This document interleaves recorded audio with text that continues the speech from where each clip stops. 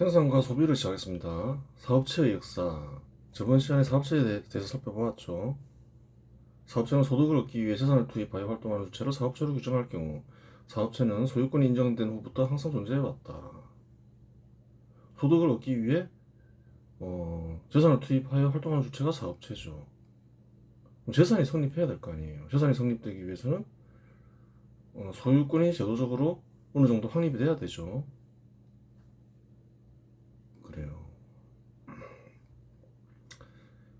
그러면 이제 재산을 투입해서 소득을 얻는 이들이 생기는 거죠. 그것은 이제 개인일 수도 있고 집단일 수도 있고 그렇게 되는 거예요.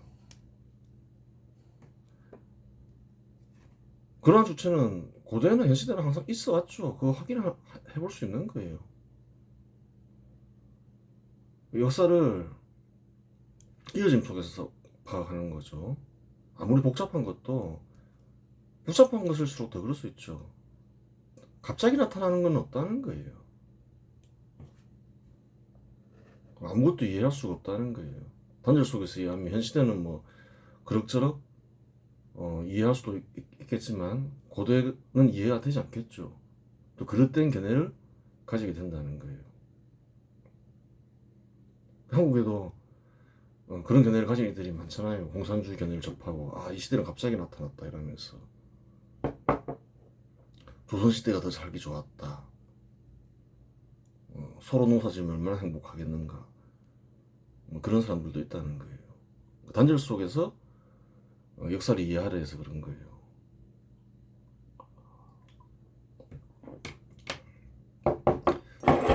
재산은 소유권 없이 존재할 수 없고 재산을 투입하지 않고 소득을 얻는 경우란 지성처럼 수렵이나 채집을 하는 경우 외에는 존재하지 않기 때문이다. 재산이 성립되지 않은 시기 수렵 채집으로 살았죠. 그냥 자연 속에서 필요한 것을 구했어요. 삶이 짐승과 다를 바 없었죠. 상당히 위험하고 가난했죠.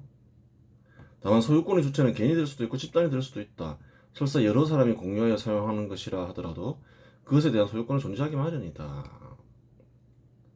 재산을 투입하는 존재는 뭐 개인일 수도 있고 집단일 수도 있겠죠. 그리고 정부일 수도 있고 집단 중에서. 물론 고대나 현 시대나 재산을 투입하지 않는 소득을 얻는 않고서 소득을 얻는 노예나 근로자와 같은 신분이 있지만 않고서 소득을 얻는 이는 누군가가 투입한 재산으로 형성된 사업체의 참여의 소득을 얻는 것을 따릅니다. 누군가는 반드시 재산을 투입해야 한다는 거예요. 재산을 투입하지 않고서 소득을 얻을 수 있는 길은 없다는 거예요. 누군가는 재산을 투입하니까 이제 근로자와 노예도 재산을 투입하지 않는 근로자와 노예도 존재할 수가 있는 거죠. 그런 사실을 잘 알아야 되는 거예요. 소득을 얻기 위해 재산을 투입하여 활동하는 주체가 사업체인 이상 사업체는 고대부터 늘 있어 왔지만 사업체 소득을 얻는 방식과 운영 방식이 동일한 것은 아니다. 그렇다고 하여 고대의 사업체 운영 중에서도 현 시대의 사업체 소득을 얻는 방식과 사업체 운영 방식이 각각의 유사한 사업체도 있다. 그러면 이런 사실을 산업별로 살펴보자. 사업체는 늘 있어 왔는데 대세는 뭐였나요? 고대에는 생산한 것을 직접 생산하고 생산한 것을 직접 소비하는 게 대세였다는 거예요. 현 시대는 어떤가요? 어느 산업이든 간에 사업체가 생산한 것을 대부분 직접 소비하지 않죠. 대부분의 생산물을 팔죠. 생산 목적이 다르죠. 소득을 얻는 방식이 다른 거예요. 생산 목적이 좀 바뀌었죠. 운영 방식은 같은 점도 있고 다른 점도 있겠죠. 봐야 되는 거예요. 통상 고대에는 대부분의 사회 구성원들이 농업에 종사하며 농업 사업체에 참여하였다. 산업화 이전과 이후 미국 1800년 초반만 해도 약 70%였다. 다른 사람들이 본격적으로 발표하기 전이죠. 2000년대 초반이면 2% 이하로 떨어진다. 영국도 마찬가지다. 다른 사람들이 발전하기 전에 한 1700년대 초반 보면 한 75%였다. 대부분 다 그렇죠. 약 1% 이하다. 빨리 시작한 곳일수록 이제 빨리 떨어지겠죠. 중간에 안 살펴봤지만 항구 다 마찬가지죠. 다 뭐 다른 사람이 발전하기 전까지는 다 70% 80% 이상이죠. 한국은 1910년대까지만 해도 약 80%였죠. 일제시대 때 이제 조사한 자료가 있는 거죠. 농업 인구는 현 시대는 어떤가요? 한 2000년대 초반에 이르면 한 7%로 떨어지죠. 2020년 넘어가면 5% 이하로 떨어지죠. 그래요. 고대에는 대부분의 농업 사업체 종사하는 이들은 수확과 얻은 농산물을 직접 소비하는데 이용하였다. 물론 수확과 농산물을 일부는 시장에 투입했다고 하더라도 그 양은 매우 미미하였다. 농기구를 얻는데 뭐 투입했을 수도 있죠. 정부에서 지급하지 않으면. 정부에서 지급할 수도 있죠. 세금을 걷고 또 정부가 공업을 지배하면서 이렇게 농기구를 지급할 수도 있을 거 아니에요. 한번 살펴봐야 되는 거죠. 따로. 그럴 수밖에 없는 것이 수확량이 생산자가 직접 소비해도 그 양이 충분하지 않았기 때문이다. 실제로 교환할 수 있는 교환하고 교환한 뒤 쓰고 남는 농산물이 많지 않았기 때문에 주택이나 옷과 같은 필수품을 농민이 직접 만들어 사용하는 경우가 많았다. 그래요. 실제로 그랬죠. 어느 나라나 마찬가지예요. 지금 충분히 발전한 나라 보면 안 그랬을 것 같지만 한국보다 앞선 나라들, 영국, 미국, 독일, 프랑스, 일본 다 마찬가지겠죠. 이러한 현실은 여타 산업이 크게 발전한과 동시에 농업 생산성이 향상되기 직전까지 어느 나라에서나 지속되었다. 한번 보자는 거예요. 한국 주택 제작 사례. 볏짚으로 초가집 지붕을 덮고 흙과 나무로 벽체를 만들었다. 선배와 모씨를 재배해 실을 뽑고 천을 짜서 어복 제작했다. 직접 다 했다는 거예요. 농민들이 농사 짓고 남는 시간에. 확인이 되죠. 사실인 거예요. 거짓말 얘기할 이유는 없죠.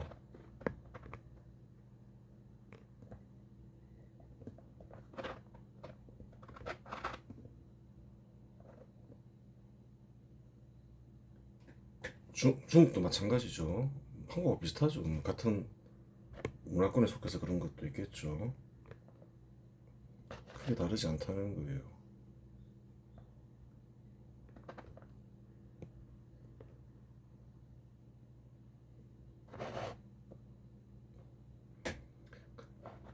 일본도 마찬가지고. 미국은 어땠을까요? 미국도 마찬가지였다는 거예요. 통나무를 사용해 통나무집을 짓고 흙과 지프로 벽을 보강했다. 다 집으로 벽을 올렸으니까, 집으로 지붕을 보강하고 이랬으니까, 집을 사용했으니까, 대체로 다 초가집이었죠.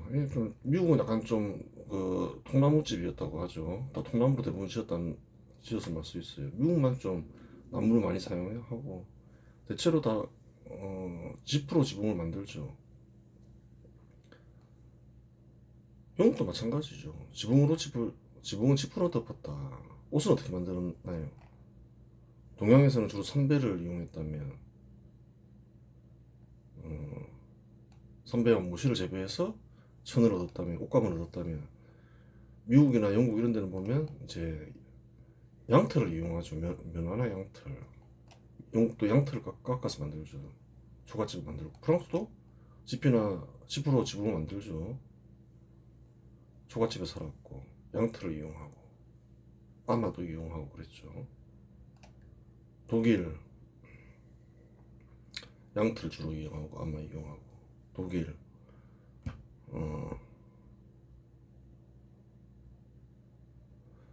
목조와 흑벽돌을 사용한 반목조 건축이 일반적이었다. 그 나무를 이용한 나라는 흔하지 않고 대부분 다 집을 이용하죠. 초가집을 다 이렇게 하죠. 목조로만 집을 지으려면 나무가 많아야 되겠죠.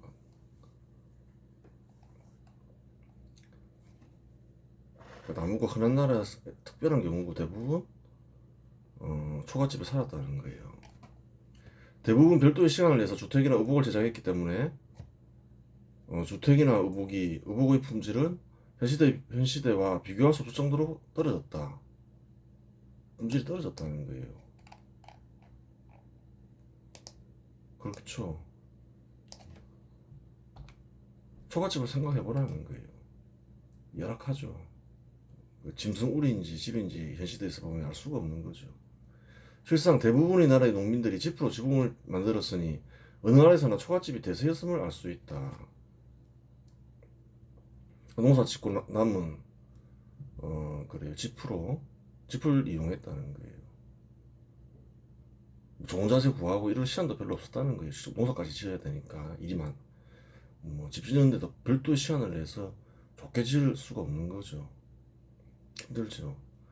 실제로 다른 산업이 크게 발전한과 동시에 농업생산 역시 동반성장한 후에야 농민들 역시 초가집에서 벗어남을 확인할 수 있다.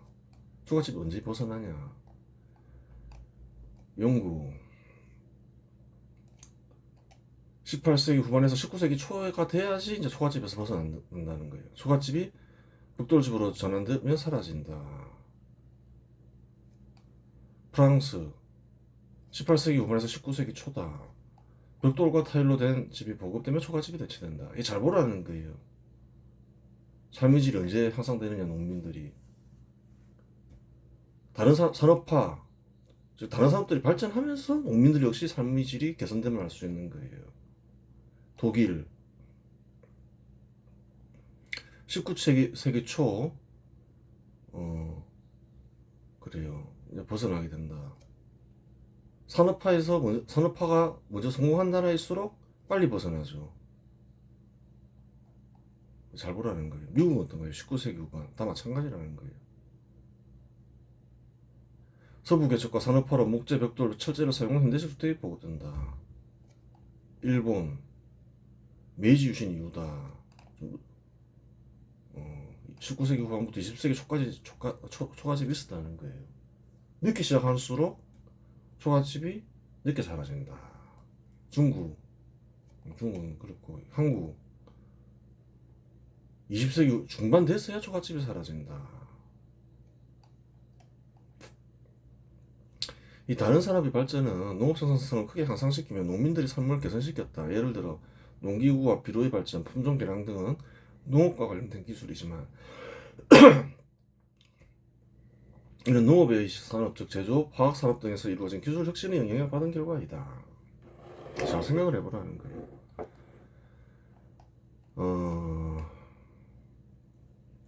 한국에는 어떤 견해가 있나요?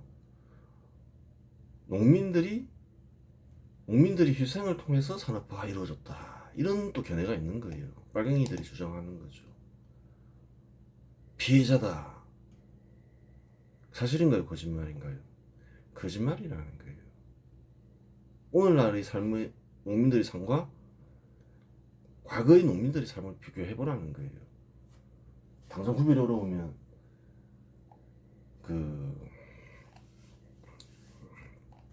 그래요. 19세기 중반만 해도 20세기 중반만 해도 어땠나요? 초가집에 살았다는 거예요. 20세기 중반이면 1950년대쯤 되죠. 그때도 농민들은 직접 집까지 지었다는 거예요. 농산물이 부족하니까 그렇죠. 우복도 만들었고. 우복은 하여튼 초가집이 지은 건 사실이죠. 주택을 구매할 여력이 안 됐다는 거예요.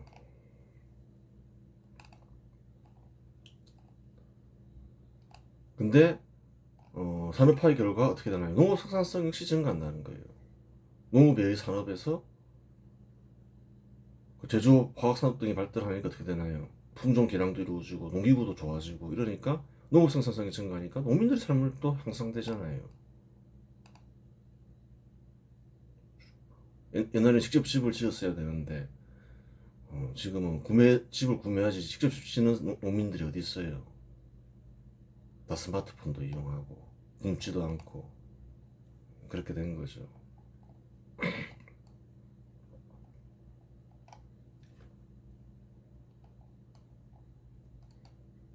고대의 농업사업체 운영 방식과 현시대의 운영 방식에는 공통점도 있지만 차이점도 있다. 이제 운영 방식을 한번 보자는 거예요.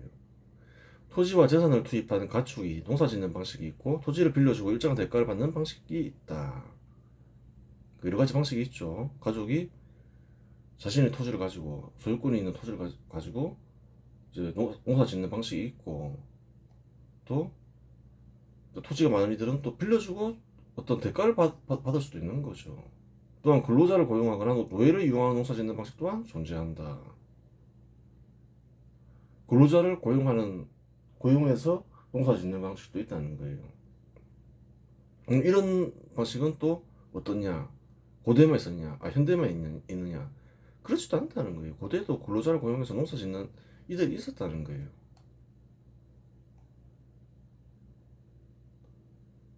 노예를 이용하는 농사짓는 방식은 없잖아요. 가족이 농사짓는 방식이 있나요 없나요? 이 시대에도 자신의 토지를 가지고서 있죠. 토지를 빌려주고 대가를 받는 이가 있나요 없나요? 있죠. 근로자를 고용하는 방식이 있나요 없나요? 현 시대의 사업자 똑같죠. 이거는 있다는 거예요. 고대에도 다 있었다는 거예요. 사라진 거는 노예를 이용하여 농사짓는 방식만 사라졌다.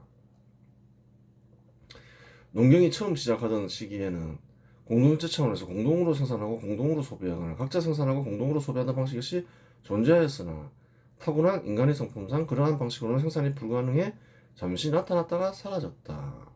이전에 설명했죠. 생산과 소비 보면 알죠. 페이지 57. 안 된다 했죠. 공동으로 생산하고 공동으로 소비하는 각자 생산하고 공동으로 소비하게 되면 어차피 똑같이 소비하는데 많이 일하든 적게 일하든 열심히 일하지 않고 일하려 하지 않기 때문에 생산이 안 된다. 그래서 잠깐 나타났다가 사라졌다. 충분한 나라에서 그러한 경우가 없다. 그러한 방식을 한 다른 산업이 크게 발전하니까 한 다른 산업은 되겠지 하고 시도한 나라들이 공산주의 국가다. 혹은 사회주의 깡 포퓰리즘을 시행한 국가들이다. 역시 안 되더라. 왜 그러냐? 탁월한 인간의 성품 때문이다. 탁월한 인간의 성품인데 이게 산업에 따라 달라 성공할 수 있고 실패할 수 있는 그런 문제가 아니다. 그걸 알아야 되는 거죠. 고대에서 이어지던 농사짓는 방식이 모두 사라진 것은 아니며 사라진 것도 있고 이어지는 것도 있다. 표를 만들어놨죠. 가족이 농사짓는 방식, 소유권 가지고서 사례 고대 로마 소농, 조선의 자영농, 현대 인도의 소규모 농가 예전부터 쭉 있었던 방식이라는 거예요. 현재 여부, 현재도 이어지고 있어. 이와 같은 사업체는 고대도 있고 현대도 있다. 토지를 빌려주고 대가를 받는 방식, 조선시대 소작제, 로마의 콜로누스.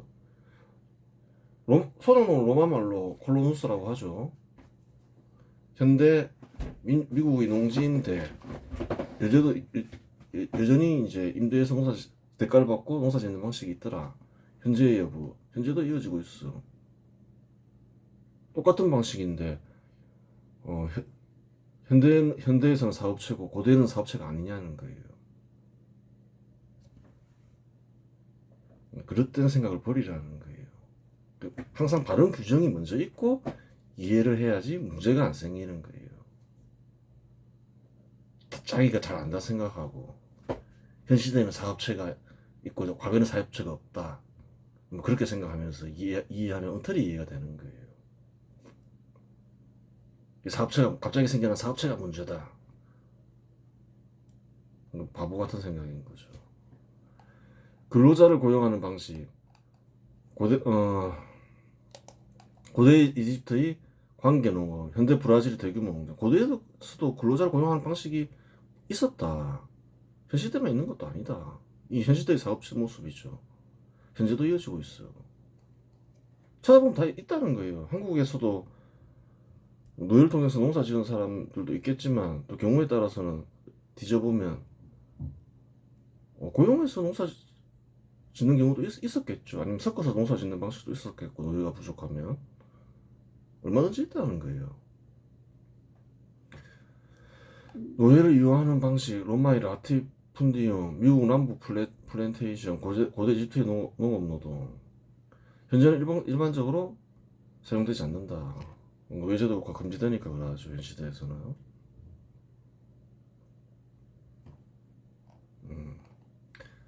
그래요.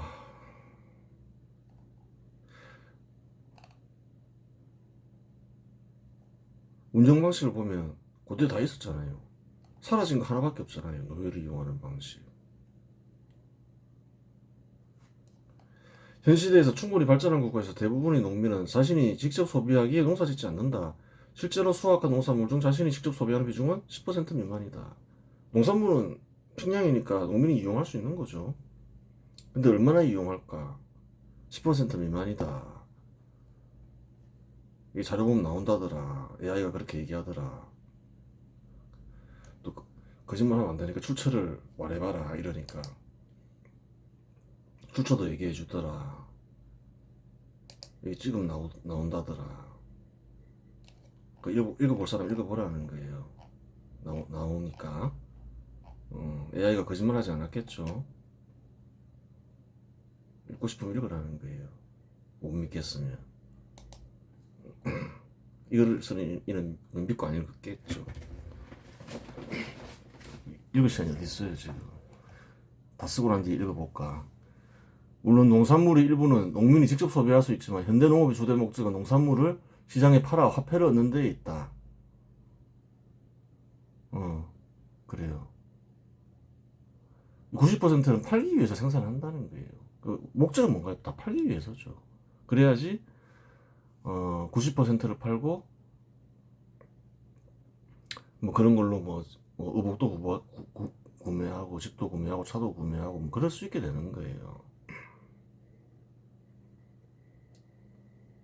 다른 산업이 발전하기 전까지는 못 그랬잖아요. 생산성이 떨어져가지고 팔 게 별로 없었잖아요.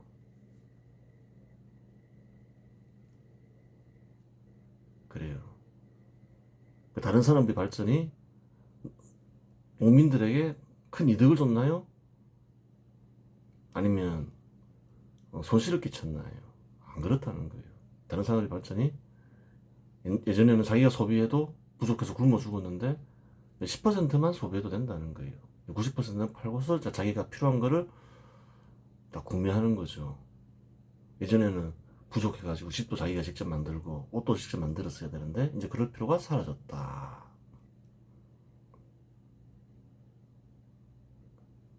뭐 농민들이 희생을 통해서 다른 산업들이 발전했다. 다 거짓말이다. 농민들이 삶을 현 시대와 산업이 발전하기 전의 삶을 비교해봐라. 말도 안 되는 소리다. 그렇게 되는 거죠. 농민들은 화폐를 통해 주택이나 의복과 같은 필요한 소비 대상을 구매하며 이는 상업적 농업이 중심이 된 현시대 농업의 특징이다. 물론 이러한 현시대 농업의 특징은 다른 산업에도 모두 해당된다. 다른 산업은 어떠냐? 다른 산업은 직접 소비하기 위해서 생산하느냐? 다른 산업도 마찬가지겠죠. 다 시장에 팔기 위해서 생산하고 시장에서 다 필요한 것을 구매한다. 그래서 현시대를 뭐라 하나요? 시장 지표 시대라고 한다. 사업체를 기준으로 해서 자본주의 시대라고 말할 수 없다. 왜? 사업체는 고대부터 현대까지 계속 있어 왔던 것이다. 말도 안 되는 소리다. 사업체는 어느 산업에나 다 있어 왔다. 그렇게 되는 거죠. 이번 시간에서 마치겠습니다.